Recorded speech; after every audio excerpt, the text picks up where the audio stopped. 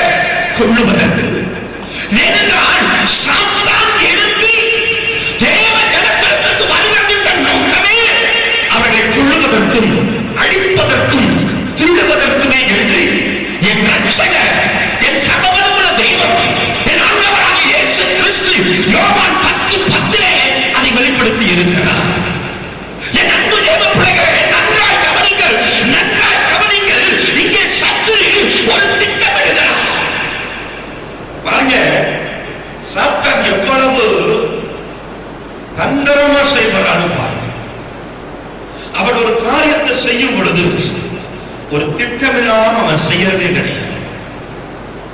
ஒரு உபாயம் பண்ணாம முன்னாடியே தீர்மானிக்காம அவன் செய்யறதே கிடையாது.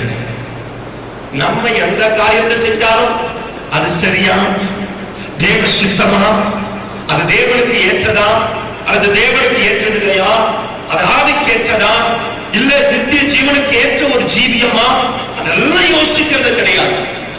நம்முடைய மனது என்ன விரும்புதோ, நம்முடைய மாமிசம் என்ன விரும்புதோ அதை செய்கிறவர்களா ரட்சிக்கப்பட்ட பொழுதும் அபிஷேகமாக்கப்பட்ட பொழுதும் இன்றைக்கும் அந்த கீழ்ப்படியாமையின் ஆவி நமக்குள் செயல்படுகிறது. நம்முடைய எதிரி எவ்வளவு அழகா திட்டம் வர்றான் பாருங்க, எவ்வளவு கவனமா ஆலோசனை பண்றான் பாருங்க. அவன் மட்டுமல்ல, அவன் ஒரு கூட்டாளிகளை சேர்த்து ஆலோசனை பண்ணுகிறான். அப்ப நல்லா கவனிக்கணும், ஒரு அபிஷேகம் பண்ணப்பட்ட ஒரு மனிதனை, தேவாவினால் நிரப்பப்பட்ட ஒரு பாத்திரத்தை கெடுப்பதற்கு அழிப்பதற்கு அவன் திட்டமிடுகிறான். தந்திரம் என்றால் என்ன? உடனே வரதில்லை, அது ஏற்கனவே திட்டமிட்டு செயல்படுகிறது. அதனால்தான் யாத்திராகமம் 1வது அதிகாரம் 9வது வசனம் சொல்லுகிறது, யோசேப்பை அறியாத ஒரு ராஜா எழும்பி இஸ்ரவேல் ஜனங்களுக்கு விரோதமாக அவர்களுடைய காரியங்களை அடிமைப்படுத்தும்படிக்கு அவன் என்ன செய்கிறான்? ஒரு உபாயம் பண்ணுகிறான், ஒரு யுத்தத்தை உண்டாக்க வேண்டும் என்று திட்டமிடுகிறான். வாசிங்க, யோசேப்பை அறியாத ஒருவன் தோன்றினான்.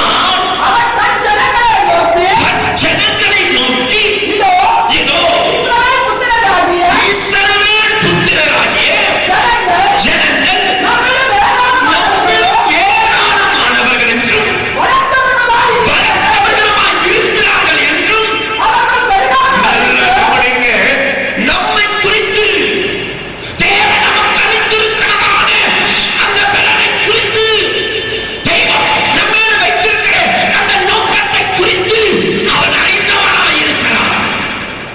நாம் யார்? நமக்குள் செயல்படுகிற பலன் என்ன? தேவன் நமக்கு அளித்த வாக்குத்தத்தம் என்ன? தேவன் எதற்காக நம்மை முன்குறித்தார் என்பதை அவன் அறிந்திருக்கிறான் என்று பார்க்கிறோம். நம்மை குறித்து சாத்தான் அறிந்திருக்கிறார், ஆனால் நம்ம சாத்தானை குறித்து அறிகிறது கிடையாது. அவன் எப்படிப்பட்டவன் நம்ம அறிகிறது கிடையாது. அவன் எப்படிப்பட்ட நபர் என்று நம்ம அறிகிறது கிடையாது. அவன் எவ்வளவு தந்திரம் உள்ளவன் நம்ம அறிகிறது கிடையாது.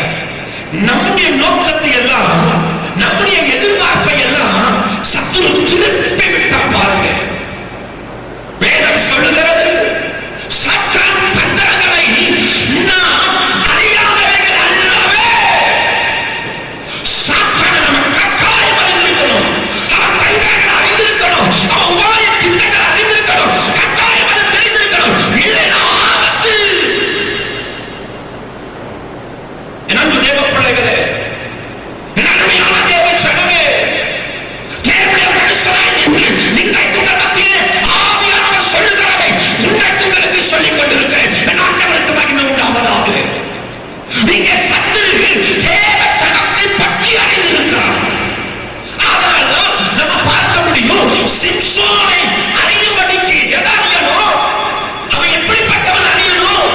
அவன் பலன் எதில் இருக்கணும், எதில் இருக்கு என்பதை அவன் அறியும்படி திட்டமிடுகிறான். முதல்ல நம்ம மேல தேவன் என்ன திட்டம் வச்சிருக்கிறார்கள் அறிவோம். தேவன் நம்ம மேல என்ன நோக்கம் வச்சிருக்கிறார்கள் அறிவோம். தேவன் நம்ம மேல வச்சிருக்கிற நோக்கத்தையும் திட்டத்தையும் அறிவோம். அதனால்தான் பாருங்க, பவுல் ஊழியம் செய்வதற்கு கடந்து போகும் பொழுது அங்கே ஒரு குறி சொல்லுகிற ஆவியுடைய ஒரு ஸ்திரீ எப்பொழுதும் வந்து அங்கே பவுலை பார்த்து, உன்னதமான தேவனுடைய மனுஷன், உன்னதமான தேவனுடைய வார்த்தையை அறிவிக்கிறவன் என்று அது வெளிப்படுத்தினதா. உடனே பவுல் அதை அறிந்து அந்த ஆவியை அவர் துரத்தினார் என்று பார்க்கிறோம். எப்பொழுதுமே சாத்தான் நம்ம என்னங்கிறது அறிவோம். பாருங்க, வேதம் சொல்லுகிறது, நீ உன்னதமான தேவனுடைய குமாரன் என்பதை அவன் அறிந்திருந்தான். நீதான் தேவனுடைய குமாரன் என்பதை அறிந்திருந்தான். சாத்தானுக்கு தெரிஞ்சிருச்சு நம்ம தலையை நசுக்கக்கூடிய நபர் யார், அந்த நபர் யார், அந்த தெய்வம் யார், சாத்தான் அறிந்தான்.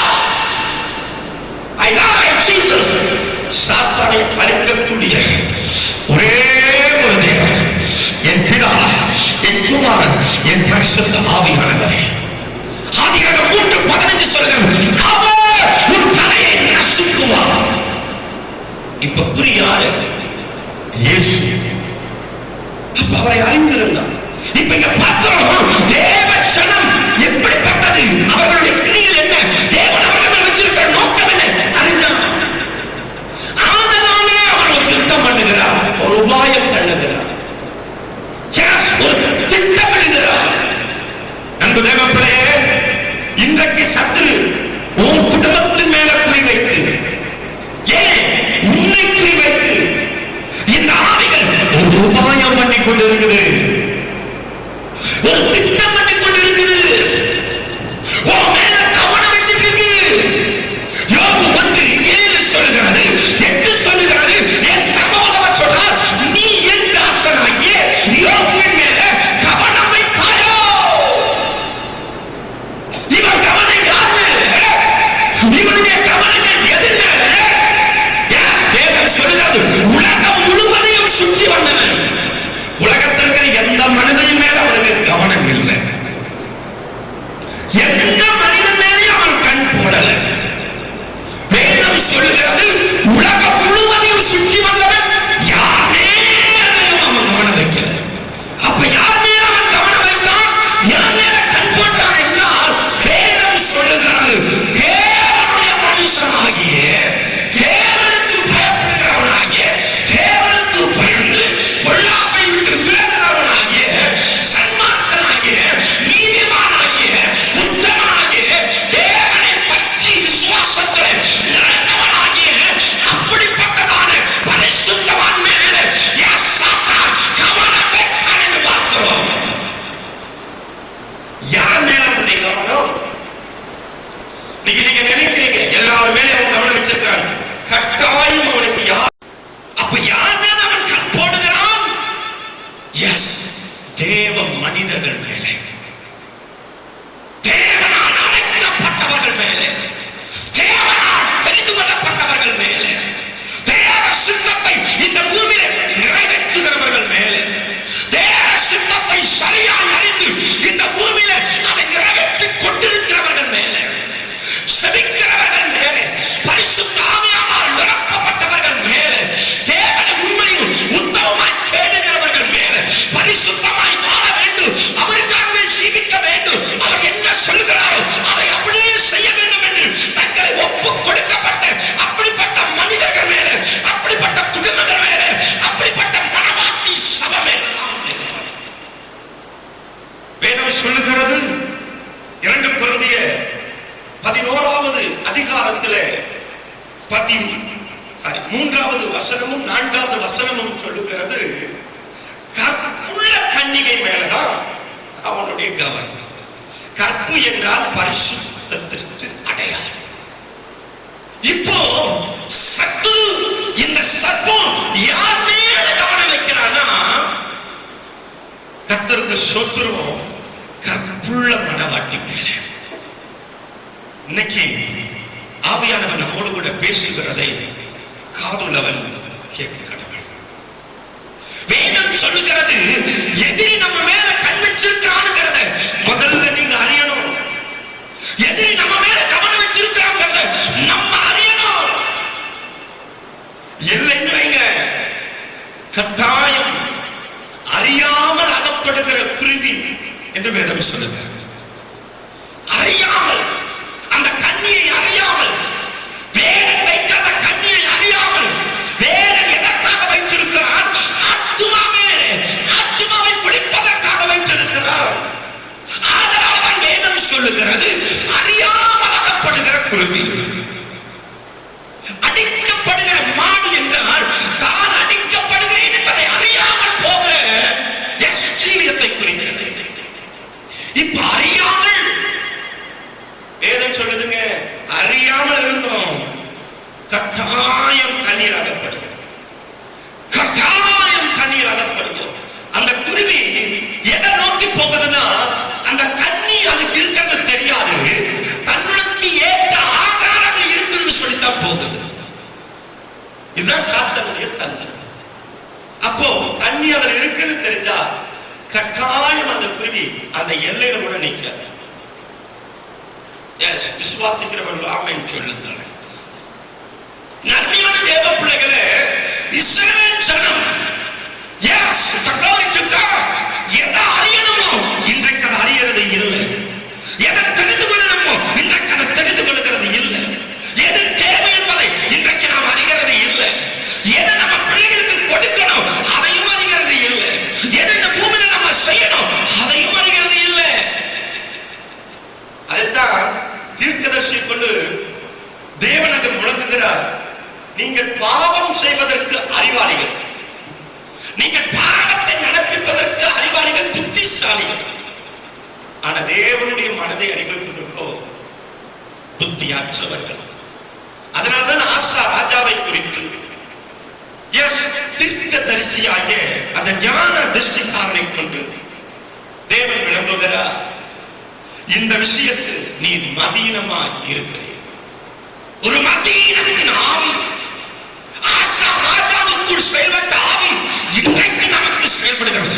எது நமக்கு தேவை, எது நமக்கு முக்கியம், அதை குறித்து நமக்கு கவலை இல்லை. அதை அறியறதுக்கும் சத்துரு விடுறதில்லை.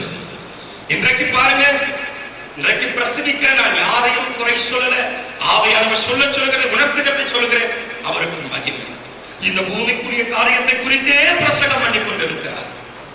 உலக தேவை, பண தேவை, கட்டாத வீட்டுல குடியிருப்ப, வீட்டை கட்டுவார், காரை கொடுப்பார், உனக்கு அதை கொடுப்பார், இதை கொடுப்பார், செழிப்பு வரும், ஆசீர்வாதம் வரும். எப்பா ஆசீர்வாதத்தை வச்சு நீ பரலோகத்துக்கு போக முடியாதியா?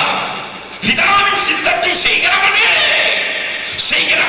பரிசுத்தமாய் வாழ்கிறவனே, அவருக்காக தன்னை பிரித்து, அவருக்காக தன்னை பிரித்தெடுத்து, அவரோடு ஒரு உடன்படிக்கை பண்ணி, அவருடைய பரிசுத்த ஜீவியத்தின் அழைப்பிலே உள்ளே நின்று அந்த ரட்சிப்பை காத்துக்கொண்டு, அபிஷேகத்தை காத்துக்கொண்டு, அழைப்பை காத்துக்கொண்டு, தரிசனத்தை நிறைவேற்றுகிறவனே நித்திய ஜீவனுக்குள் பிரவேசிப்பானே, அல்லாமல் வேறு ஒருவனும் பிரவேசிப்பான். வேதம் சொல்லுகிறது, சத்தியத்தை கை கொள்ளுகிற நீதி உள்ள ஜாதி அதை பிரவேசிப்பார்களா? யார் பிரவேசிப்பாங்க? 26:2 வாசிங்க வேகமா வாசி.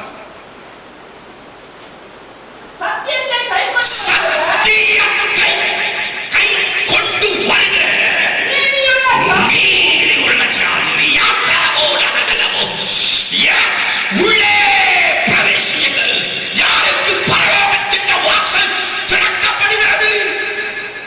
யாருக்காக தேவன் அந்த வாசலை திறக்கிறாரோ, சத்தியத்தை கை கொண்டு வருகிற நீதி உள்ள சாதி அதிலே பிரவேசிக்கும்படி வாசலை திறவுங்கள். சத்தியத்தை கை கொண்டு, சத்தியத்தால் தன் குடும்பத்தை கட்டின, அவருடைய வசனத்தால் தன் வீட்டை கட்டின, அவர் வசனத்தால் தன் ஜீவியத்தை கட்டின, அவர் வசனத்தால் கணவன் மனைவியாய் கட்டப்பட்ட, பிள்ளைகளை கட்டப்பட்ட அந்த வீடுதான். எத்தனை எத்தனை எத்தனை வெள்ளங்கள் வந்தாலும், எத்தனை எத்தனை மழைகள் பெய்தாலும், எத்தனை காற்றடிச்சாலும், எத்தனை புயல் அடிச்சாலும், எத்தனை உபத்திரம் வந்தாலும், எத்தனை போராட்டம் வந்தாலும், எத்தனை வல்லமை மோதினாலும் அது விழுகிறதும் இல்லை, சரிகிறதும் இல்லை. அது இருக்கிற ஒரு துரும்பாய்கள் எந்த வல்லமையும் தொடர முடியல. ஏன்னா அது சத்தியத்தில் கட்டப்பட்ட வீடு. பிள்ளைகளே, இன்றைக்கு நம்ம எதை அறியணுமோ இன்றைக்கு நம்ம எதை அறியாம இருக்கிறோம். அதனால ஆண்டவர் சொன்னார், கொள்ளாதவர்களாகிய நீங்கள். ஏன் ஒவ்வொரு தகப்பன்மார்களையும் அவர் கொள்ளாதவர்கள் என்று ஏன் சொன்னார்? எதை கொடுக்க அறியணுமோ அதை அறியாதனால்தான் கொள்ளாதவராகிய நீங்கள் என்று சொன்னார். நம்ம பிள்ளைகளுக்கு எதை கொடுக்கணுங்கிற அறிவு இல்லை. ஆனா பரமபிதாவோ பரிசுத்த ஆவியை கொடுப்பது அதிக நிச்சயம் என்று வேதம் சொல்லுகிறது. அருமையான தேவ பிள்ளைகளே, அதனால்தான் இந்த வேதம் சொல்லுகிறது, இங்க எதிராளியாகிய சத்துரு தேவ ஜனத்தின் மேல குறிவைத்து அவர்களை அழிக்கலாம் என்று ஒரு உபாயம் பண்ணுகிறான். அவன் திட்டமிடுகிறான். அப்ப அவன் திட்டத்தை முறியடிக்கிறனா, அவன் திட்டங்களை வெளியரங்கமாக்குகிறேன், அவன் ரகசியங்களை வெளியரங்கமாக்குகிறேன், அவன் உருவாக்குகிற ஆயுதங்களை செலுத்தி பண்ண போகிறேன்.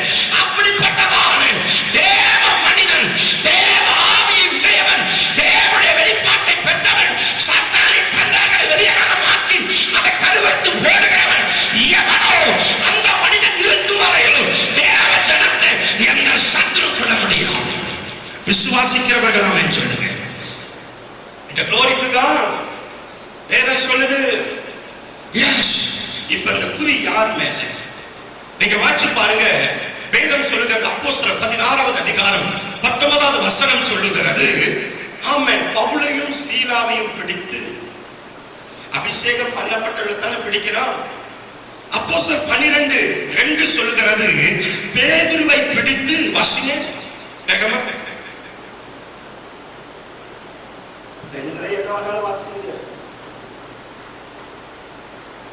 அவனை பிடித்து சிறைச்சாலையிலே வைத்து, அவனை பிடித்து 16-19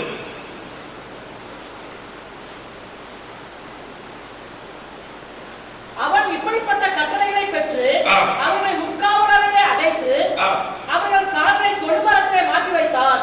16-19 அவர்களுடைய எஜமான்கள் தங்கள் ஆதாயத்து நம்பிக்கை அற்று போயிற்று கண்டு அவனையும் சீலாவையும் பிடித்து, எதை சொல்றோமோ அதை கரெக்டா வாசிங்க. தலைமையில கை வச்சு ஒரு ஜெபம் பண்ணிக்க.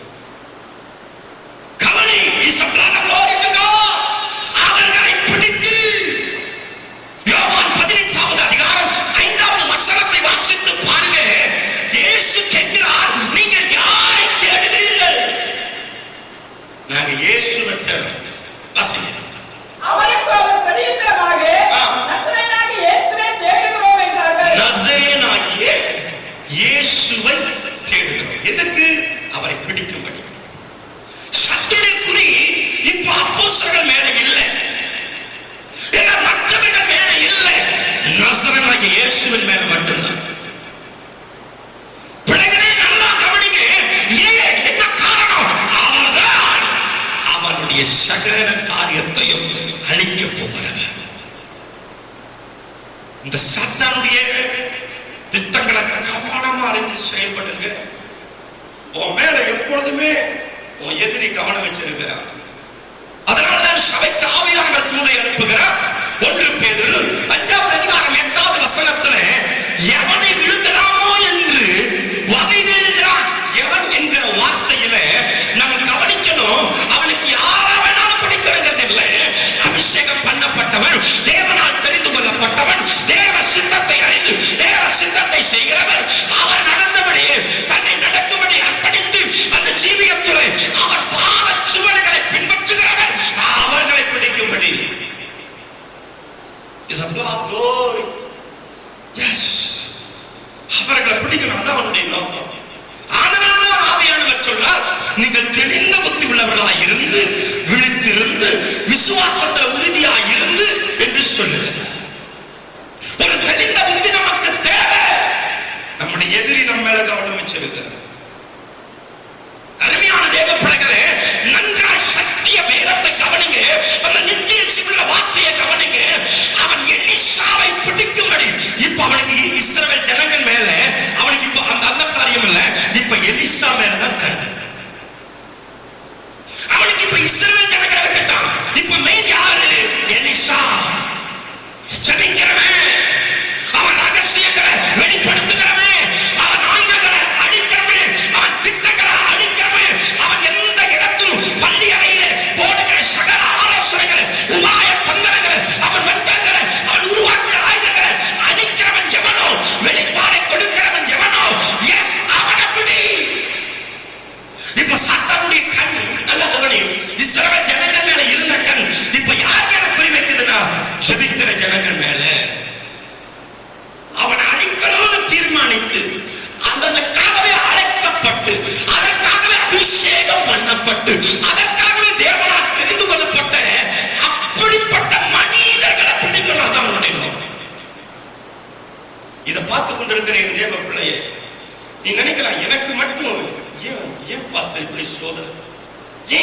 மட்டும் உபத்திரவம், ஏன் எனக்கு மட்டும் பாடுகள்? எஸ், என்னை பார்த்து மற்றவர்கள் நல்லா இருக்கிறாங்களே, மற்றவர்கள் இப்படி வேணா நல்லா இருக்கிறாங்க, ஆனா நான் மட்டும் ஏன் இப்படி இருக்கிறேன்னு உனக்கு என்ன தோணும்? ஏன்னா உன்னை கொண்டுதான் அவருடைய சகல ஆலோசனைகளை தேவன் அழிக்க திட்டமிட்டு இருக்கிறார். அப்ப தேவ ஜனம் யாரால காக்கப்படுது அப்படின்னா ஜெபிக்கிறவனால, சத்துருவின் திட்டங்களை அழிக்கிறவனால காக்கப்படுகிறது. சாத்தானுடைய அந்த தந்திரங்களை, அந்த ஆயுதங்களுக்கு தேவ ஜனம் சிக்கி அழியாமல் காக்கப்படுறது யாரால அப்படின்னா ஒரே ஒரு எலிசாவி. நண்பு தேவ பிள்ளையே, இதை பார்த்துக் கொண்டு இருக்கிற என் தேவ ஜனமே, நீங்கள் யாராக இருந்தாலும் சரி, தேவ வல்லமை உங்களுக்கு நேராய் புறப்பட்டு வருகிறது. சத்துரு உன் மேல கவனம் வைக்கிறான். வெச்சாத வெச்சாத வெச்சாத வெச்சாத, அவன் எங்கே இருக்கிறான் என்று பார்த்துட்டு வாங்க. அத வாசிங்க வேகம் வாங்க. அப்பொழுது அவன் நான் மனுஷனை அனுப்பி அவனை பிடிக்கிற ஆட்களை அனுப்புகிறார். யாரை பிடிக்கிற ஆட்களை அனுப்புகிறார்? பிடிக்கும்படி அங்கே அவனுக்கு கைக்கூலியாய் செயல்படுகிற ஆளை அனுப்புகிறார். அவனுடைய ஆட்களை அனுப்புகிறார். சத்துரு நம்மளை பிடிக்கிறதுக்கு முதல்ல அனுப்புறான். முதல் வார்த்தை அவன் அங்க உபயோகப்படுத்துகிறான். அவன் எங்கே இருக்கிறான் என்று வாசிங்க. நீங்கள் போய் அவன் எங்கே இருக்கிறான் முதல் காரியமே அவன் போடுகிற திட்டம் என்னன்னா, அவன் எங்க இருக்கிறான். முதல்ல உன்னை எடுத்துடனே கப்பலை பிடிக்க மாட்டான். நீ எங்க இருக்கிற நல்லா கவனிங்க. இப்ப நம்ம அறிய வேண்டிய விஷயம், நம்ம எங்க இருக்கிறோம். வேதம் சொல்லுகிறது, ஏதெனிலே உலாவின சேனைகளின் கர்த்தர் அங்கே ஆதாமை பார்த்து சொல்லுகிறார், ஆதாமே நீ எங்கே இருக்கிறாய்? ஆதாம் நீ எங்கே இருக்கிறாய்? தேவன் தேடுகிறார். இப்ப ஆதாம் எங்க இருக்கிறான்? பாவத்தில் இருக்கிறான், ஒழுங்கு போய் இருக்கிறான், மகிமையை இழந்திருக்கிறான். வேதம் சொல்லுகிறது, நன்மையான தேவ பிள்ளைகளை நம்மளை தேவன் எங்க இருக்கும்படி அழைச்சார் தெரியுமா? நாம் எப்பொழுதும் அவர் சமூகத்தில் இருக்கும்படி அழைச்சிருக்கிறார். எப்பொழுதும் அவர் பிரசன்னத்தில் இருக்கும்படி அழைத்திருக்கிறார்.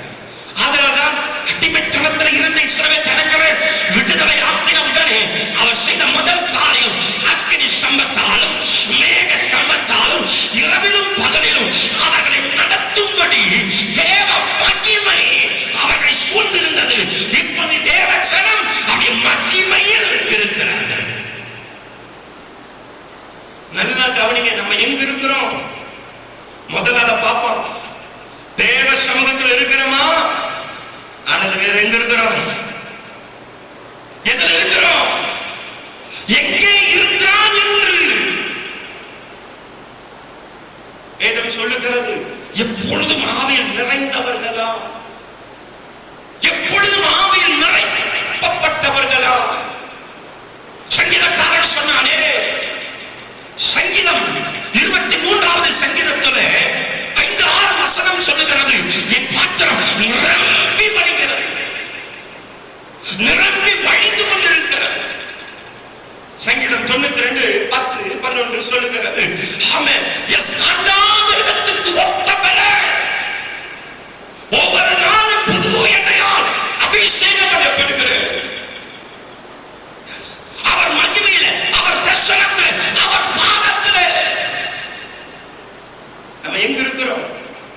எதில் இருக்கிறோம்? ஒரு நாளைக்கு நம்ம தேவனுடைய பாதத்தில் எத்தனை மணி நேரம் இருக்கிறோம் கவனிங்க. எஸ், ஆண்டவராகிய இயேசு கிறிஸ்து பகல் முழுவதும் ஊழிய செய்வார், இரவெல்லாம் ஜெபிப்பார். எஸ், அதுதான் அழைக்கப்பட்டவருடைய செயலாக. ஊழியர் செய்யணும், அடுத்தது தேவ சமூகத்தில் இருக்கணும். இதற்கிடையில தேவன் நமக்கு கொடுத்திருக்கிற குடும்பங்களை சத்தியத்தின்படி நடத்துவதில் நாம் கவனம் செலுத்தணும். இங்க நம்ம எங்க இருக்கிறோம் உங்களை பரிசோதிச்சு பாருங்க. முதல்ல சத்துரு அதான் பாப்பா, நீ எங்க இருக்கிற? நீ தேவ சமூகத்துல இருக்கிறவனா இருந்தா அதை வச்சு உன்னை பிடிக்கிறதுக்கு திட்டமிடுவான். உன்னை அறியாம உன்னை பிடிக்கிறதுக்கு அவன் கட்டாயம் தன்னுடைய கிரிகளை வெளிப்படுத்த மாட்டான். இப்ப பாருங்க, எலிசாவை அனுப்புகிற பொழுது, எலிசாவை பிடிக்கும்படி ஆட்களை அனுப்புகிற பொழுது முதல் வார்த்தை சொல்றான், அவன் எங்கே இருக்கிறான்? கர்த்தருக்கு ஸ்தோத்திரம். அருமையான தேவ பிள்ளைகளை, கர்த்தருக்கு மகிமை உண்டாவதாக. எலிசா தேவனுக்கு முன்பாக நிற்கிற பாத்திரம். 2 ராஜாக்கள் 3வது அதிகாரம் 14வது வசனம் சொல்லுகிறது, கர்த்தருக்கு முன்பாக நிற்கிற நான். வாசிங்க. அதற்கு எலிசா, நான் யூதாவின் ராஜாவாகிய யோசபாத்தின் முகத்தை பாராதிருந்தால் நான் உம்மை நோக்க மாட்டேன், உம்மை பார்க்கவும் மாட்டேன் என்று சேனைகளுடைய கர்த்தருக்கு முன்பாக நிற்கிற நான் என்று சொல்லுகிறார். இதே வார்த்தையே 1 ராஜாக்கள் 17:1 எலியா சொல்லுகிறார். அப்ப எலியாவின் ஆவி, கர்த்தருக்கு ஸ்தோத்திரம், இப்ப எலிசாவுக்குள்ள செயல்படுது. எலியா சொன்னது போல இப்ப எலிசா சொல்லுகிறார். புதிய ஏற்பாட்டிலே வேதம் சொல்லுகிறது, லூக்கா 1வது அதிகாரம் 17வது வசனத்திலே எலியாவின் ஆவியும் எலியாவின் பலனை உடைய யோவான் ஸ்நானகனுக்கு எலியாவின் ஆவியை தேவன் கொடுத்தார்னு பார்க்கிறோம். இப்ப யோவான் ஸ்நானகனும் கர்த்தருக்கு முன்பாக நிற்கிற பாத்திரம். இப்ப அதே ஆவியை தம்முடைய மணவாட்டி சபைக்கு அவர் ஊற்றுகிறார். அதே அபிஷேகத்தை தம்முடைய மணவாட்டி சபைக்கு அவர் ஊற்றுகிறார். ஆதலால் தான் வேதம் சொல்லுகிறது, அவருடைய ஜனம் என்ன செய்கிறார்களா? இரவும் பகலும் தேவனுடைய சிங்காசனத்துக்கு முன்பாக இரவும் பகலும் அவரை நோக்கி ஜெபித்துக் கொண்டிருக்கிறார். ஆதலால் தான் அவர்களுக்கு தேவன் சொல்றார், அவர்கள் தண்ணீர் யாவையும் நான் துடைப்பேன், அவர்கள் தண்ணீர் உள்ள இடத்துல நான் நடத்துவேன். யாருக்கு? அவர் சமூகத்தில் இருக்கிறவங்க. இன்னைக்கு சத்ரு முதல்ல நீ எங்க இருக்கிற? ஆமா, சிம்சோன் பாருங்க, வேசி மடியில் இருந்தான். அதனாலதான் அவன் எங்க இருக்கிறான்? வேசித்தனத்தின் ஆவியில இருந்தான். அதனால சத்ரு அந்த ஆவியை அனுப்பி அபிஷேகம் பண்ணப்பட்டவன, தேவனால் பிரித்தெடுக்கப்பட்டவன, தாய்க்கு சிம்சோன் கருவில உண்டாகிறதுக்கு முன்னாடி தாய்க்கு கட்டளை கொடுத்து, நீ திராட்சரசமும் மதுபானம் குடிக்க கூடாதுன்னு, பரிசுத்த வாழ்க்கை இப்படித்தான் நீ வாழணும், இப்படித்தான் நான் குழந்தை பெற்றெடுக்கிறேன்னு தேவன் தீர்மானிக்கப்பட்ட அந்த தீர்மானத்தின்படி வாழ்ந்து அந்த பிள்ளையை பெற்றெடுத்து இவ்வளவு தூரம் வளர்த்தின அந்த பிள்ளை எப்படிப்பட்ட பரிசுத்தத்தில் இருந்திருக்கணும் யோசிச்சு பாருங்க. இப்ப சிம்சோன் வேசித்தனத்தின் ஆவில இருக்கிறார். வேதம் சொல்லுகிறது, எலிசா தேவ சமூகத்தில் இருந்தான். கேயாசி தேவ சமூகத்தில் இருக்கிறவனாய் இருந்தும் அவன் மனது பாபிலோன் சால்வையின் மேல இருந்தது. அவனுடைய இருதயம் நாகமான் கொண்டு வந்திருக்கிறானே அந்த காணிக்கன் மேல இருந்தது. அதனாலதான் பாருங்க, தேவ சமூகத்தில் இருக்கிறவனை எந்த வண்ணமையும் தகர்க்க முடியல. ஆனா தேவ சமூகத்தில் இல்லாதவனை பாபிலோன் சாழ்ல. அந்த நாகமான் கொண்டு வந்த காணிக்க ஒளிவ தோப்புகளையும் வீடுகளையும் வாங்குவதற்கு இதுவா காலம்? எலிசா சொல்லுகிறான், நீ எங்கிருந்து வர்ற? வாசிங்க வாசிங்க. ஆமே, 5வது அதிகாரம் 2 ராஜாக்கள்ல 5வது அதிகாரம் உள்ளே போய் பாருங்க, எஜமானனுக்கு முன்பாக நின்றான். அப்போ இதுக்கு முன்னாடி அவன் எங்க நின்றான்? எங்க இருந்தான்? அவன் பாதை எங்க இருந்தது? எதை நோக்கி ஓடிச்சு? வேதம் சொல்லுகிறது வேதனையான காரியம். நாகமான் கொண்டு வந்த அந்த பணத்துக்கு பின்னாடி, அந்த பொருளாசை ஆவிக்கு பின்னாடி, அந்த பண ஆசைக்கு முன்னாடி, இந்த பூமியினுடைய சுகபோக வாழ்வுக்கு பின்னாடி இவன் பாதங்கள் ஓடினதா. இப்ப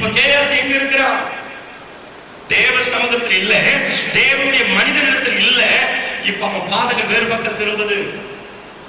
சாத்தான் நம்மளை வஞ்சிப்பாங்க. எலிசாவுக்கு அடுத்த ஸ்தானம் கேயாசி தான்.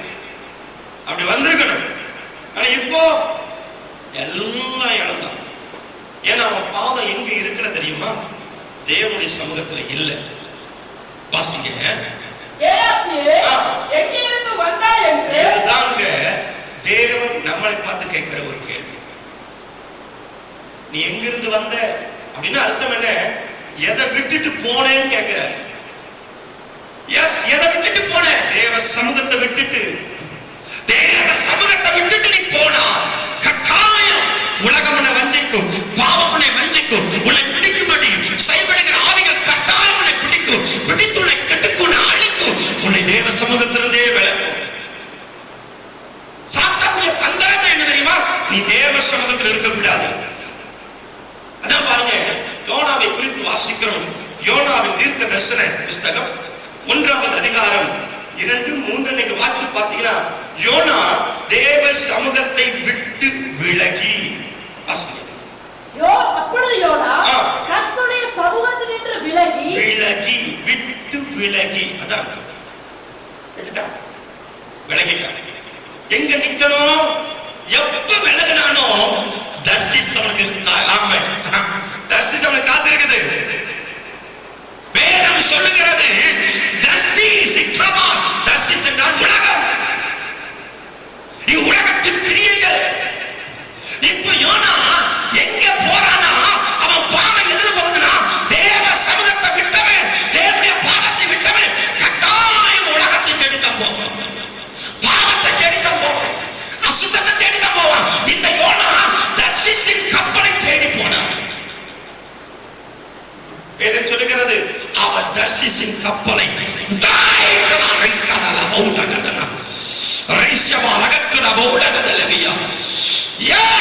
அவர் தர்சிஸின் கப்பலை இன்றைக்கு நீ உன்னை விழுங்கிறதுக்கு வந்த ஆவிகளை இன்னைக்கு தகர்த்து அதை நொறுக்கிடு.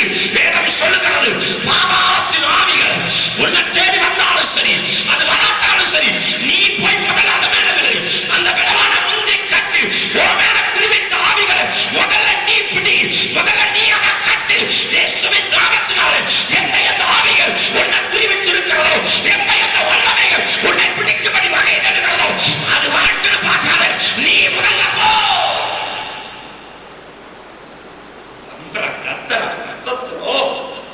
வேதம் சொல்லுகிறது என் ஆண்டவராகிய இயேசு கிறிஸ்து இந்த பூமியிலே அவர் பிதாவின் சித்தத்தை செய்யும்படி வந்த பொழுது, மத்தேயு 4வது அதிகாரம் 1வது வசனம், லூக்கா 4வது அதிகாரம் 1வது வசனம் சொல்லுகிறது அவர் பரிசுத்தாவில் நிறைந்தவரா. நிரப்பப்பட்ட உடனே அவர் முதல் செஞ்சது தன்னை குறிவிச்சிருக்கிற அந்த ஆவியை முதல்ல அதை செய்தான். அம்மா விசுவாசிக்கிற ஒரு ஆமென் சொல்லுங்க பார்ப்போம்.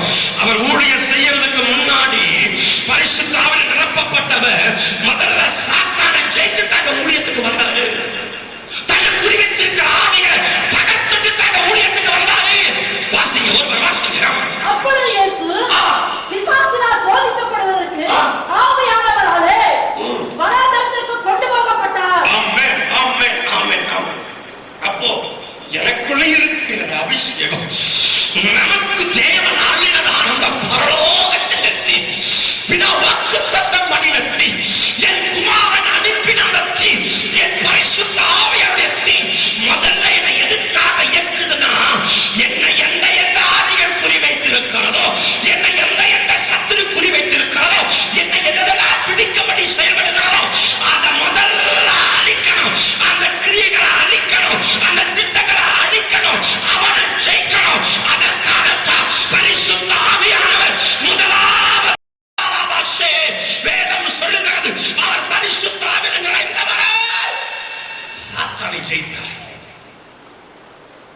அப்பொழுது சாத்தான் அவரை விட்டு விலகி போனான், தோற்று போனான். ஆமா, விசுவாசிக்கிற மட்டும் ஆமென் சொல்லுங்க. இன்னைக்கு அபிஷேகம் பண்ணப்பட்டன்னு சொல்றாங்க. ஒவ்வொருவரும் அபிஷேகம் எதுக்கு கொடுக்கப்படுதுங்கிறதே அறிவில்லாம போயிட்டேன். அறிவில்லாம போயிட்டோம். அபிஷேகத்தை நீ எதுக்கு பயன்படுத்தணும்னு நினைக்கிற? வைத்த நிரப்புறதுக்கா? Bank balance நிரப்புறதுக்கா? எதற்காக? வேதம் சொல்லுகிறது பரிசுத்தாவில நிரப்பப்படுவதற்கு ஒரு முதல் காரணம், நம்மை குறிவைத்திருக்கிற ஆவிகளை நம்ம முதலாவது அழிப்பதற்காக. சாத்தானை ஜெயிச்சுட்டு தான் அவர் ஊழியத்துக்கு வந்தார். அவன் கிரியைகளை ஜெயிச்சுட்டு தான், அவன் தந்திரங்களை ஜெயிச்சுட்டு தான், அவன் திட்டங்களை ஜெயிச்சுட்டு தான், அவன் உபாய தந்திரங்களை ஜெயிச்சுட்டு தான் அவன் கர்த்தருக்கு ஸ்தோத்திர ஊழியத்துக்கு வந்தாங்க. சாத்தானை துரத்தாம அவர் ஊழியம் செய்யல. என வேதம் சொல்லுகிறது 1 யோவான் 3:8 பிசாசின் கிரிகளை அழிக்கும்படிக்கு தேவகுமாரன் வெளிப்பட்டார். இன்னைக்கு எல்லாருக்கும் ஊழியம் செய்யணும் ஆசை, அதை பண்ணணும், இதை பண்ணணும், இதை ஜெயிக்கணும், அதை ஜெயிக்கணும். எப்பா கண்களின் இச்சையும் மாமிசத்தின் இச்சையும் ஜீவனத்தின் பெருமையும் ஆகிய சாத்தானின் கிரியைகளை, பாவத்தின் வல்லமைகளை, மனுஷீக வல்லமைகளை, மாமிச வல்லமைகளை முதல்ல ஜெயிக்கணும் பாருங்க. நம்மளை பிடிக்கும்படி வகை தேடுகிற ஆவிகள் முதல்ல நம்ம அதை பிடிக்கணும்.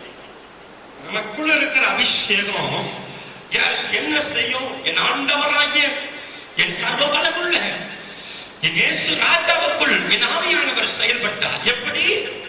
கர்த்தருக்கு ஸ்தோத்திரம். கர்த்தருடைய ஆவியானவர் கிரியை செய்தார். எப்படி? முதலாவது அவரை சாத்தானுக்கு விரோதமா இழுத்துட்டு போறார் ஆவியானவர். அவரை பிடிக்கும்படி, அவரை மேற்கொள்ளும்படி, அவர் எப்படியாயிரம் பிடிக்கலான்னு திட்டமிடுகிற அந்த ஆவிகளுக்கு விரோதமா அபிஷேகம் கட்டாய என்ன இந்த உலகத்தின் பாதையில் எடுத்துட்டு போகாது. தர்சிசுக்கு நேரம் எடுத்துட்டு போகாது, பாவத்துக்கு நேரம் எடுத்துட்டு போகாது, இவ்வுலகத்துக்குரிய இம்மைக்குரிய வாழ்க்கை நேரம் எடுத்துட்டு போகாது. கட்டாய் சகல சத்தியத்துக்குள்ள நடத்துகிற ஆவியானவர், அந்த சத்திய ஆவியானவர் என்ன பிடிக்கும்படி இந்த உலகத்தில் சாத்தான் மறைவால் எங்க கண்ணி வச்சிருக்கிறானோ, எதில கண்ணி வச்சிருக்கிறானோ, எந்த காரியத்துல கண்ணி வச்சிருக்கிறானோ, முதல்ல அந்த கண்ணியை தெளிக்க வைக்க, அவன் திட்டங்களை அழிக்க, அவன் கிரியைகளை தகர்க்க எனக்குள்ள அந்த தீ எரிந்து கொண்டிருக்கிறது. இயேசு கிறிஸ்துவுக்குள்ளால் அந்த கர்த்தருடைய ஆவியானவர் தீ எரிந்தது போல, எலிசாவுக்குள்ள எரிந்தது போல, ஆதி சபைக்குள்ள எரிந்தது போல இன்றைக்கு நமக்குள்ள இப்பொழுதே அது எரிந்து கொண்டிருக்கட்டும்.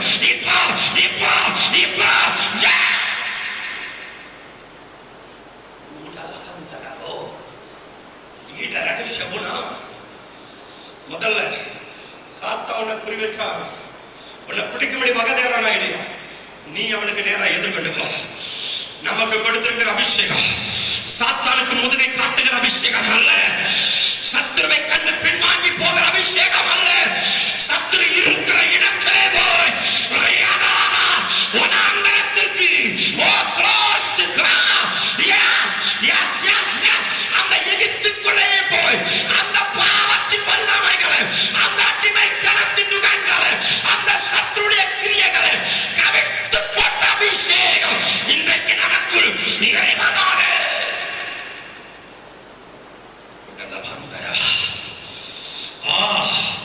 இதை பார்த்துக் கொண்டிருக்கிற என் தேவ ஜனமே, இந்த தீ உனக்குள்ள விழுந்து கொண்டே இருக்கிறது.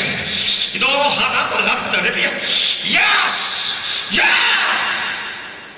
பரிசுத்த ஆவியானவரால் நிரப்பப்பட்டவன் முதல் காரியம் செய்ய வேண்டிய அதுதான். நமக்குள்ள சத்துரு வைத்திருக்கிற அந்த எதிரிகளை அழிக்கணும். பாருங்க, சிம்சோன் அபிஷேகம் இருந்தது, அபிஷேகம் அவனை நிரப்பிட்டே இருந்தது. அபிஷேகத்தை வச்சு அவன் எதிரிகளை அழிச்சான், தன்னை பிடிக்க வரக்கூடிய வல்லமைகளை அழிச்சான். ஆனா அவன் பிடிக்கிறதுக்கு வச்சிருக்கிற மறைவான கன்னியாக அவனுக்குள் இருக்கிற வேசித்தனத்தின் அவன் அழிக்கல. இன்னைக்கு நமக்குறி யோசுவாவே அந்த தவறு செஞ்சாங்களே, ஆயி மேல கவனம் வச்ச யோசுவா அந்த ஆயப்பட்டணத்துல தோல்வி அடைய பண்ணுகிற, 36 பேரை வெட்டி போடுகிற, சத்ருவுக்கு முதுகை காட்ட பண்ணுகிற அந்த ஆகான, அந்தரகத்தில் இருக்கிற ஆகான பிடிக்கத்தான்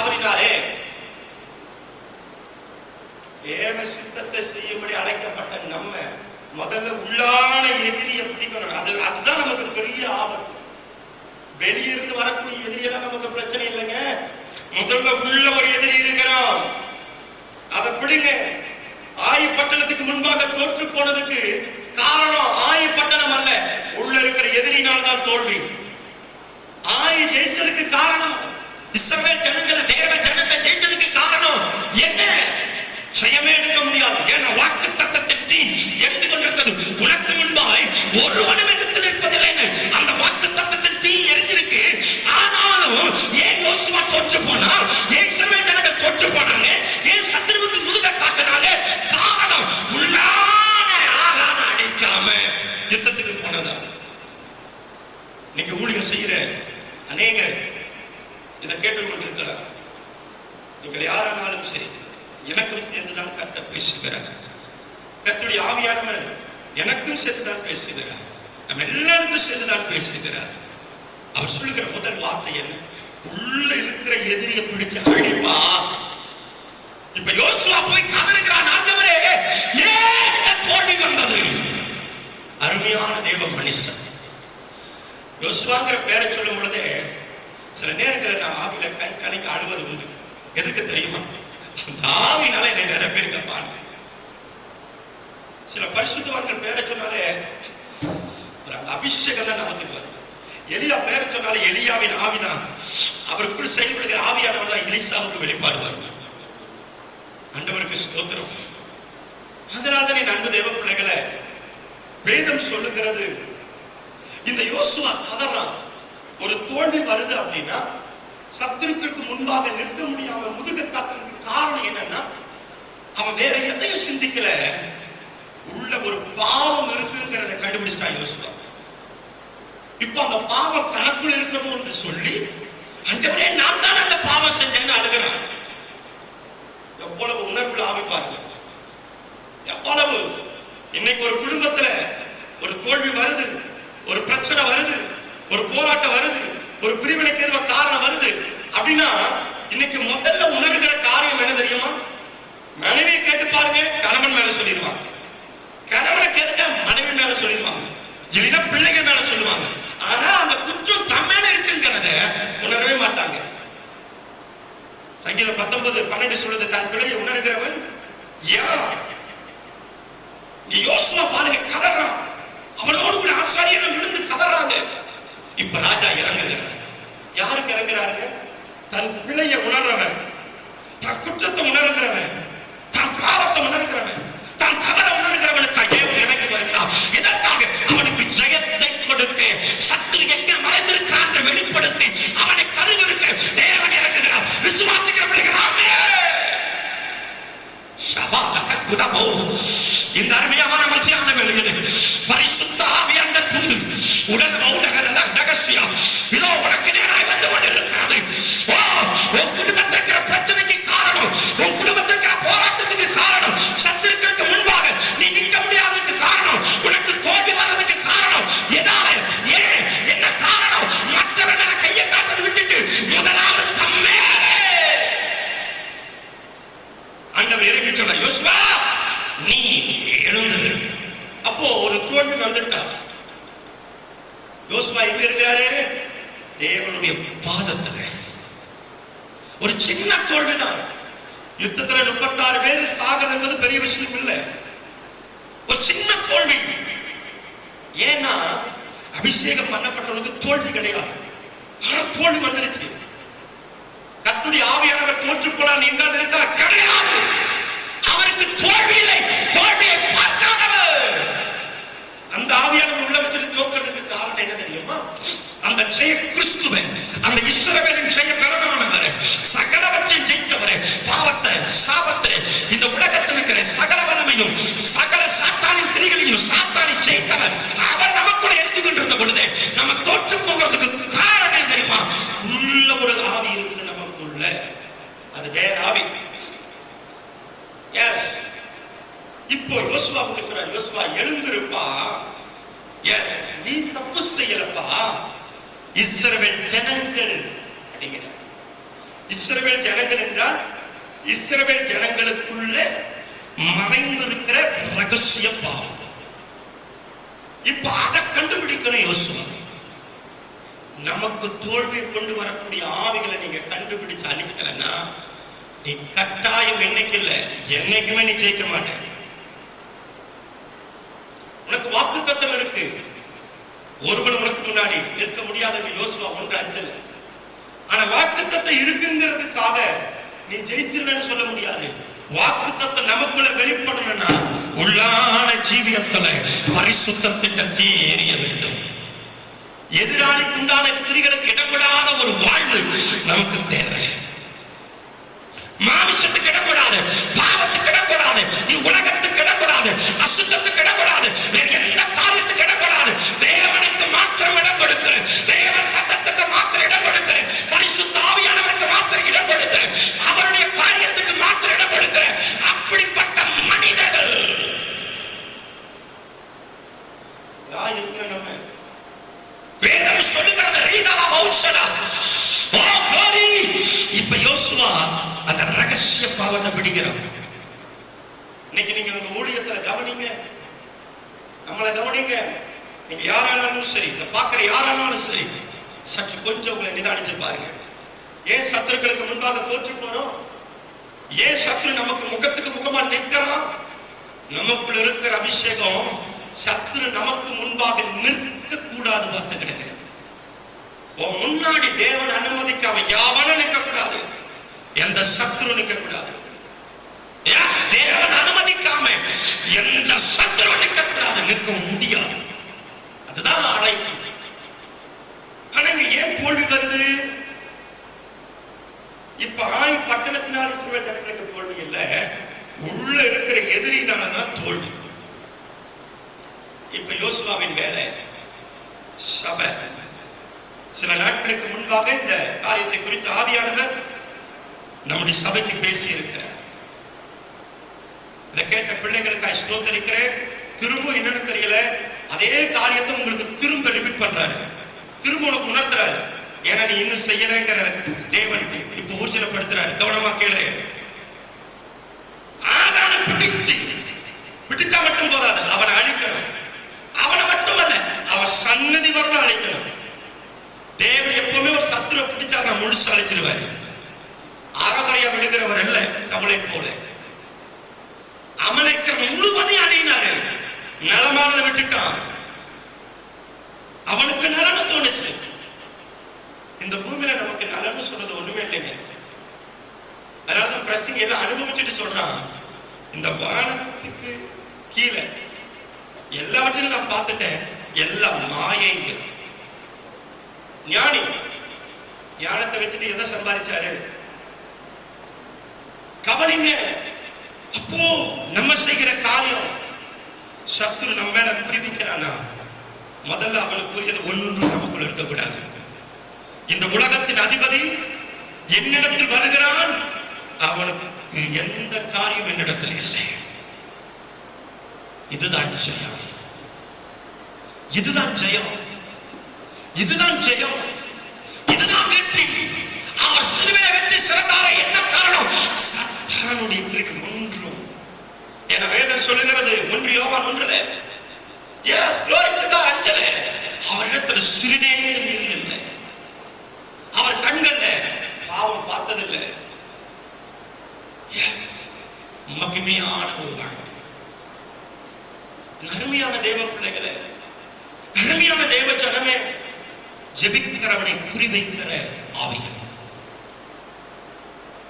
ஜெபிக்கிற தேவனுடைய பிள்ளைகளை குறிவைக்கிற ஆவிகள். இன்றைக்கு அருமையான தேவ பிள்ளையே, தேவன் உன் மேல ஒரு நோக்கம் வச்சிருக்கிறார், ஒரு திட்டம் வச்சிருக்கிறார். ஆனபடினால இன்றைக்கு அந்த சித்தத்தை நிறைவேற்றுறதுக்கு தேவ சமூகத்தில் காத்திருக்கு. இந்த நாட்களை பிரயோஜனப்படுத்திக்க. இப்ப சத்துரு பிடிக்கும்படி வருகிறார். இப்ப எலிசா எங்க இருக்கிறார்? கர்த்தருக்கு ஸ்தோத்திரம். அவர் எப்பொழுதும் தேவனுக்கு முன்பாக நிற்கிறார். இப்ப அவன் தீர்மானிக்கிறான், அவன் இங்கே இருக்கிறான் என்று அறிவிக்கப்படுகிறது. அறிவிக்கப்பட்ட உடனே அந்த சீனியர் ராஜா ஒரு தீர்மானம் எடுக்கிறான். பலத்த ராணுவத்தை அனுப்புறான். அப்பொழுது அவன் அங்கே குதிரைகளையோ ரதங்களையோ பலத்த ராணுவத்தையும் அனுப்பினான். அவர்கள் நாட்டாளத்திலே வந்து நல்ல கவனம். காலம். எஸ், இது எதை குறிக்குது அப்படின்னா கிரியை செய்யக்கூடாத ஒரு காலம். இப்ப ராக்காலங்கிறது இரவுல தூங்குகிற ஒரு நேரம். இது எதை குறிக்க தெரியுமா? ஆவிக்குரிய நித்திரை நமக்கு வந்துட்டா அப்பதான் வருவாங்க. நீ எப்ப பலகீனமா இருக்கிற, எதுல பலகீனமா இருக்கிற, எந்தெந்த காரியத்துல பலகீனமா இருக்கிற, வேதம் சொல்லுங்க. சாத்தான் எப்ப வருவானா? எப்போ விதைக்கப்பட்டிருக்கிற வசனத்தை, விதைக்கப்பட்டிருக்கிற நித்திய வசனத்தை எப்ப நீ தூங்கும் பொழுது, விழிச்சிருக்கும் பொழுது வர முடியாதவனாலே தூங்குகிற பொழுது, நீ தூங்குகிற பொழுது தேவன் உனக்கு கொடுத்தாரே அந்த வசனத்தை பொறுக்கி போடும்படி அவன் இரவிலே வருவான். இப்ப இந்த ஆவி எலிசாவை பிடிப்பதற்கு ராக்காலத்தில் வந்ததா? சாத்தான் எப்பொழுதுமே நீ எப்படா தூங்குவேன்னு பார்ப்பான், நீ எப்படா அசதியா இருப்பேன்னு பார்ப்பான், எப்ப உனக்குள்ள வேற ஆவி செயல்படுத்துகிறது பார்ப்பான். அந்த நேரம் பார்த்து வஞ்சிக்கும். பவுல் சொல்றாரு, சமயம் பார்த்து அது என்னை வஞ்சித்தது. சமயம் பார்த்து அனுப்புவான். ஏன் பகல் அனுப்பிச்சிருக்கலாமே, சாத்தான் பகல்ல வந்து திடீட்டு போலாமே. பகல் என்றால் ஒளியின் ஜீவியம், இரவென்றால் ஆவியின் ஜீவியத்தை இழந்த தன்மை. அதனால்தான் சபையை பார்த்து ஆவியானவர் தூதை அனுப்புகிறார். வேதம் சொல்லுகிறது எபேசியர் 5:14 தூங்குகிற நீ மரித்தோரை விட்டு எழுந்திரு. தூங்கினாலே அது எங்க போகுது? மரணத்துக்குள்ள கொண்டு போகுது. தூக்கத்துக்கும் மரணத்திற்கும் ஒரு சம்மதம் இருக்கு. இது எந்த மரணத்தை குறிக்குது? ஆவிக்குரிய மரணம். எஸ், ஆவிக்குரிய ஒரு மரணம். எப்போ? தூங்கும் பொழுது. அதனாலதான் ஆவியானவர் நமக்கு சொல்லுகிறார், மற்றவர்கள் தூங்குகிறது போல நீங்கள் தூங்காதபடி. ஏன்னா நாம் ஒளியின் பிள்ளைகள், ஒளியின் பிள்ளைகள், ஒளியின் பிள்ளைகள். நாம் வெளிச்சத்துக்குரியவர்கள், இருளுக்கு ஒட்டப்பட்டவர்கள் அல்ல, இருளுக்குரியவர்கள் அல்ல. அந்த காலத்தில் இருள் இருந்து நாம் பிரித்தெடுக்கப்பட்டவர்கள். நாம் ஒளியின் பிள்ளைகள். நாம் ஒளியின் பிள்ளைகள்.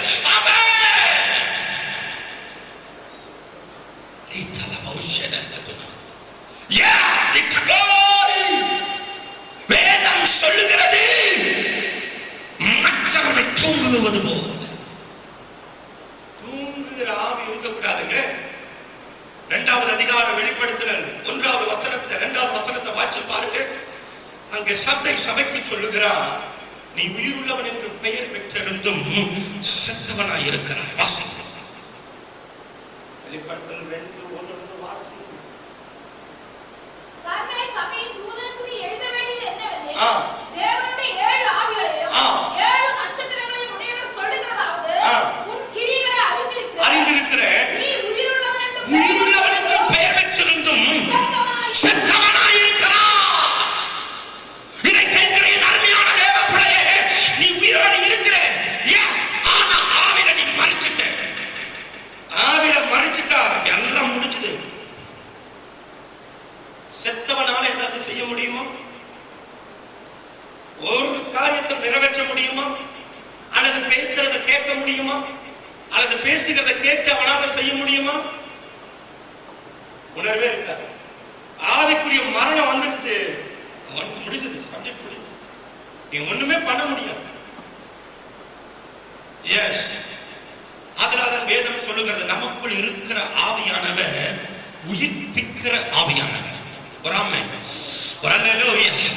1 கொரிந்தியர் 6:19 சொல்லுகிறது, நமக்குள் இருக்கிற ஆவியானவர் உயிர்ப்பிக்கிற ஆவியானவர். எபேசியர் 1:19-18 yes glory to God 20 சொல்லுகிறது, உயிர்த்தெழுதலின் ஆவியானவர். glory to God. உயிர்ப்பிக்கிற ஆவியானவர், உயிர்ப்பிக்கிறவர். இப்ப ஆவிக்குரிய சபைதான், அவர் ரத்தத்தால் மீட்கப்பட்ட சபைதான் உயிரோடு இருக்கு. ஆனா ஆவிக்குரிய மரணம் ஏற்பட்டுச்சு, முடிஞ்சது, அவ்வளவுதான். செயலற்று கிடக்குது. எசேக்கியேல் 37:12 வாசி பாருங்க. இஸ்ரவேல் ஜனங்க எங்க இருக்காங்க? பிரேத கல்லறையில கிடக்குறாங்க. அதனால ஆண்டவர் சொல்றார், அவன் மரிச்சிட்டான், ஆனாலும் அது ஏன் சொன்னா அதை நான் திரும்ப உயிரோட எழுப்புவேங்கிறார். வாசிங்க. அவர்களோடு சொல்ல வேண்டியது என்னவென்றால், கர்த்தராகிய ஆண்டவர் உரைக்கிறார். கையை தட்டி தேவனுக்கு மகிமை செலுத்து. நீ செத்து போனாலும் அவர் ஜனந்தான், நீ உயிரோட இருந்தாலும் அவர் ஜனந்தான். இந்த சபை சந்தை சபை உயிரோட இருந்தும் செத்ததா இருக்குதேப்பா. இந்த சபை அவர் சபைதான். அதனால்தான் அவர் பேசுகிறார். வேதம் சொல்லுகிறது, என்ன சொல்லுகிறார்? என் ஜனமே. ஒரு வார்த்தை தாங்க நம்மளை வைப்பிக்குது. அவன் சொல்ல வேண்டியது என்னவென்றால், அப்படின்னா முதல் வார்த்தை நீ என் ஜனம், அதனாலதான் நான் செய்யறேங்கிற. என் ஜனம், நீ என் பிள்ளை, ஆனா நீ செத்துட்ட. நீ பிரேத கடலைக்குள்ள போயிட்ட, ஆனா நீ என் ஜனம். அதுதாங்க இந்த மாதிரி நம்மளை உயிரோட நடத்துது. எஸ், நம்மளை நடத்துது. கண்ணீரோட சொல்ல, அதுதான் நம்மளை நடத்துது. நான் ஒரு பிள்ளை, நான் அவருடைய சம்பத்து, நான் அவருக்குரியவர், நான் அவருக்காக அபிஷேகம் பண்ணப்பட்டவர், நான் ஒளியின் பிள்ளை. வாசிங்க, வாசிங்க. இதோ என் ஜனங்களே, இதோ என் ஜனமே, பிரேத குடிகளை திறந்து ஐயா தேவதனை எங்க இருக்கணும்? ஐயா என் தேவதனை எங்க இருக்கணும்? பிரேத கல்லறையிலையா? பிரேத கல்லறைக்குள்ளையா? பாருங்க, அந்த கல்லறையில விழுந்த உடனே மூடிருச்சு பாருங்க. மூடினா என்ன அர்த்தம்? தேவனை நீ பார்க்க முடியாது, தேவனால பார்க்க முடியாது, தேவ சத்தத்தை முன்னால கேட்க முடியாது. ஆனா ஒண்ணு சொல்றேன், லாசரு சரீரத்துல மரிச்சான், ஆனா உயிரோட இருந்தான். உடல் மன ரகத்தடாவோ. யோவான் 11வது அதிகாரத்துல லாசருவின் மரணத்தை குறித்து பார்க்கிறோம். அவன் சரீர பிரகாரமா மரிச்சான், ஆனா ஆவியோ அது உயிரோட இருந்தது. இப்ப அவனை கட்டி, எஸ், அவன் சேனையில சுத்தி, எஸ், அவனை குளிர போட்டு அடக்கம் பண்ணி கல்லை போட்டு மூடி விட்டார்கள். ஆனால் எஸ், ஆவில விழித்திருக்கிறான் லாசரு. இப்பொழுது தேவன் சொல்கிறார், லாசருவே வெளியே வா. எஸ், கல்லை புரட்டி என் தேவன் லாசருவை நிற்க வைக்கிறார். எஸ், ஆமென் சொல்லுங்க, ஆமென் சொல்லுங்க. 11:55 வாசிங்க வேகமா. ஆமா வாசிங்க. 50-55 வாசிங்க வேகமா. இவர்களே சொன்ன பின்பு லாசருவே வெளியே வா என்று உரத்த சத்தமாய் கூப்பிட்டார். பாருங்க, இனி அவ்வளவுதான், எழுப்ப முடியாது, நாற்றம் எடுக்கும். அவ்வளவுதான், நீ முடிஞ்சது நீ நினைச்ச. அவனுடைய சகோதரிகள் மார்த்தாள் மரியாள் தீர்மானம் பண்ணாங்க, உன்னை குறிச்சு எத்தனை பேர் வேணாலும் தீர்மானம் பண்ணட்டும், உன்னை குறிச்சு யார் வேணாலும் தீர்மானம் பண்ணட்டும், உன் கூட இருக்கிறவர்கள் கூட தீர்மானம் பண்ணட்டும், ஆனா உன்னை குறிச்சு பரலோகம் தீர்மானம் பண்ணி இருக்குது. பரிசுத்த ஆவியானவருடைய தூதுகள் உனக்கு நேராய் வருகிறது. உன்னோடு கூட இருக்கிறவர்கள் கூட தீர்மானிக்கலாம், நீ மரிச்சுட்டே, இனி அவ்வளவுதான், இனி முடியாதது, அவர்கள் தீர்மானிக்கலாம். நீ மரித்தே போயிருந்தால், மரித்து 4 நாளாக இருந்தால், நீ மரித்து நாட்டம் எடுக்கிறாய் என்று அவர்கள் எண்ணி இருந்தால், அவர்கள் நினைத்திருக்கிறபடி அல்ல, தேவன் நினைத்திருக்கிறது எனக்குள்ள நிறைவேறும். எத்தனை பேர் ஆமென் சொல்றீங்க? அவர்கள் மாத்திரம் வீட்டில் இருந்தபடி கையை தட்டி உறவாளமா இதை பார்த்து இதை கேட்டு அமர்ந்திருக்கிற என் தேவ பிள்ளையே, இப்பொழுது ஆவியில நிரம்பி சொல், ஒரு ஏகாதாரமா. எஸ், சரீர மரணத்தை குறித்து பயப்படாதே, ஆவியின் மரணத்தை குறித்து பயப்படாதே. சரீர மரணம் நமக்கு ஆதாயம், ஆவியின் மரணம் முடிஞ்சது நமக்கு எல்லாமே. சரீர மரணம் நமக்கு ஒன்றும் பெருசு இல்லை. இன்னைக்கு எதை குறிச்சு தெரியுமா பயம்? இன்னைக்கு அநேகர் எதை குறிச்சு பிரசங்கிக்கிறாங்க? சரீர மரணம், சரீர மரணம். எப்பா சரீர மரணம் ஒண்ணுமே இல்லை, அது பிரச்சனையே இல்லை. தேவன் உயிர்ப்பித்தார். ஏனென்றால் இந்த பிரசங்கம் உயிர்த்தெழுதலில் சத்தியம் நிரூபிக்கிற அப்போஸ்தலருடைய உபதேசம். இல்லாவிட்டால் நாங்கள் பிரசங்கிக்க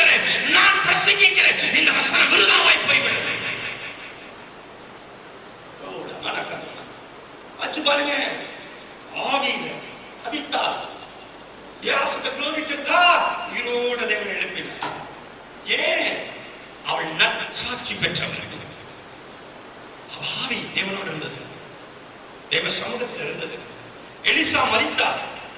வேதம் சொல்லுகிறது சரீர மரணம் ஆச்சு, அவன் ஆவியின் மரணம். அவருடைய பரிசுத்தவான்களுக்கு ஆவியின் மரணம் இல்லை. ஏன்னா அது எப்பொழுதும் தேவ சமூகத்தில் இருக்கும். எக்காலம் துணிக்கும், கல்லறைகள் திறக்க, மகிமை ராஜாவே இந்த சரீரத்தினால தேவன் நமக்காய் சிருஷ்டிக்கப்பட்டு அந்த தேவ சாயலை ஒரு இமைப்பொழுதிலே நாம் பெற்று அவரோடு கூட நித்திய நித்தியமா. எத்தனை மகிழ்ச்சி, எத்தனை சந்தோஷம். இங்க வேதம் சொல்லுகிறது மரித்து போயாச்சு. ஏன்னா சத்துரு ராக்காலங்களில் வர பாருங்க.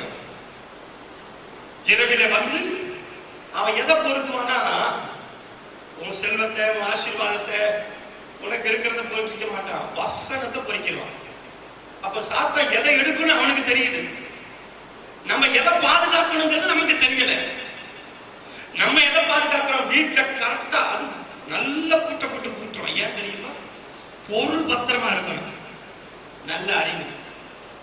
அதை விட தேவன் நமக்கு அருளின நித்திய ஜீவன் வசனத்தை காக்கணுங்கிற கூட்டு நமக்குள்ள இல்லை. இப்ப பிரசங்கிக்கிறோமா, அப்படி வெளியே போனா அது மறந்துடும். சில பேர் கேட்கறதே அதை கேட்க மாட்டாங்க. அப்படியே வீட்டு சிந்தையில, உலக சிந்தையில அதே கேளுங்க. 1 கோடி ரூபாய் தரப்போறான்னு சொல்லி பாருங்க, பக்கத்துல இருக்கிற வெட்டியே போட்டாலும் பார்க்க மாட்டாங்க. அந்த பரிசுத்தவான், அந்த பொய்யின் ஆவி ஒரே ஒரு பொய் தான். விடுகிறவர்களா அப்போஸ்தலர்கள், விடுகிறவர்களா தீர்க்கதரிசிகள், விடுகிறவர்களா தேவனுடைய பாத்திரத்தால் நிரப்பப்பட்ட பாத்திரங்கள். விட்டு விடுமா, தப்ப விடுமா, தப்ப விடுமா. ஒரு பொய்யை கூட தப்ப விடாத அபிஷேகம். ஒரு பொய்யின் ஆவியை கூட தப்ப விடாத அபிஷேகம். யார் அந்த நபர்? இறங்கிட்டே இருக்குது, இறங்கிட்டே இருக்குது, இறங்கிட்டே இருக்குது. வாங்க வாங்க வாங்க வாங்க. வல்லம வல்லம வல்லம வல்லம வல்லம. உன்னை பிடிக்க வருகிற ஆவிகளை பிடி, உன்னை தகர்க்க வருகிற ஆவிகளை பிடி. ஓ ரீகானாலா, இறங்குது இறங்குது வல்லம, இறங்குது வல்லம. என்னால இந்த இடத்துல நிக்க முடியல. பிள்ளைகளே, யாஸ் அவர் சொல்லுகிறார், யாஸ் பிள்ளைகளுக்காக ஜெபி. இதை நான் உனக்காக ஜெபிக்கிறேன். இறங்குது வல்லம, இறங்குது வல்லம, இறங்குது வல்லம, இறங்குது வல்லம. ஓ ஃபயர் ஃபயர் ஃபயர் ஃபயர். இறங்குது இறங்குது இறங்குது. தேவன் அசைவாடுகிறார், தேவன் அசைவாடுகிறார், தேவன் அசைவாடுகிறார். பரலோக சேனைக்கு மத்தியிலே தேவனை நிறுத்துகிறார்.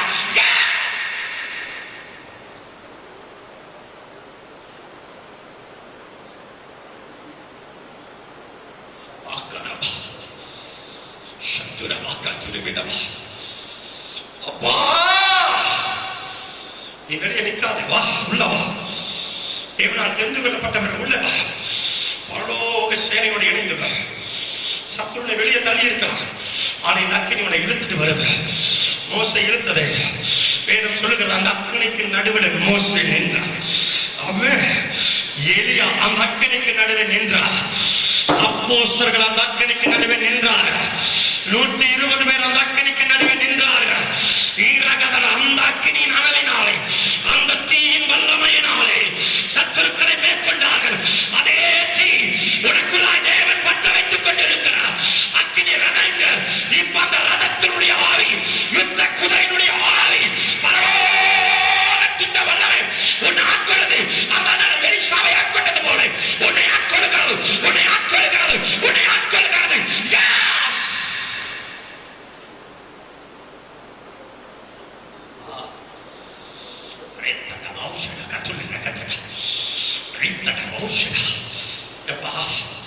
பரலோகத்தின் தீ எலிசாவை சூழ்ந்திருக்குங்களா?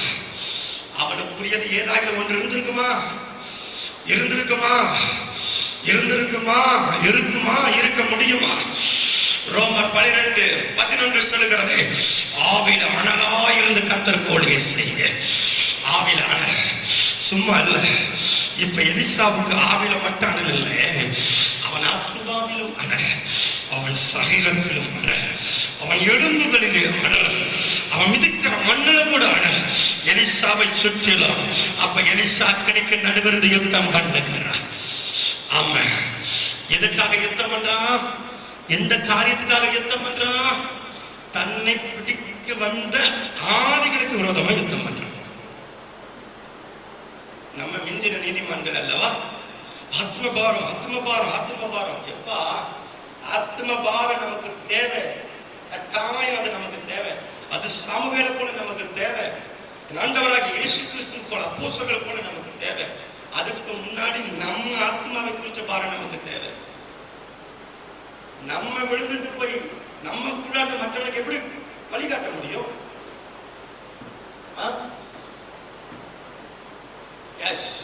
உன்னை பிடிக்க வந்த ஆவிகளை விரோதமா இப்ப நீ எழும்பு. அது விரோதமா எழுந்துச்சா, இப்ப நீ விரோதமா எழும்பு. வேதம் சொல்லுகிறது, ஆஹா, யாக்கோப்பு 4:7 கர்த்தருக்கு கீழ்ப்படிந்து சாத்தானுக்கு எதிர்த்து நில்லுங்கள், அப்பொழுது அவன் உங்களை விட்டு ஓடி போவான். இப்ப எலிசா அந்த ஆவிகளுக்கு விரோதமாய் எழும்புகிறார். தேவன் எழும்ப வைக்கிறார். நீ எழும்பு. இப்போ வீட்டுல இருந்தபடி குடும்பமா, கணவன் மனைவியா, பிள்ளைகளா, நீ தனிநபரா இருந்தாலும் கவலைப்படாத. ஆமென் ஆமென் ஆமென் ஆமென். பரலோக தேவனோடு இருக்கிறார். எழும்பு எழும்பு எழும்பு. ஆமென் ஆமென். இதை கேட்கிற எந்த காதிலானாலும் பாக்கியம் உள்ளது. இந்த தீர்க்கதரிசன வசனங்களை கேட்கிறவனும் இதை கைக்கொள்கிறவனும் பாக்கியவான் என்று சொல்லுகிறார். திரும்பவும் சொல்லுகிறார். இந்த தீர்க்க தரிசன வார்த்தைகளை கேட்கிறவனும் அதை கைக்கொள்கிறவனும் பாக்கியவான். இறங்குது வல்லமை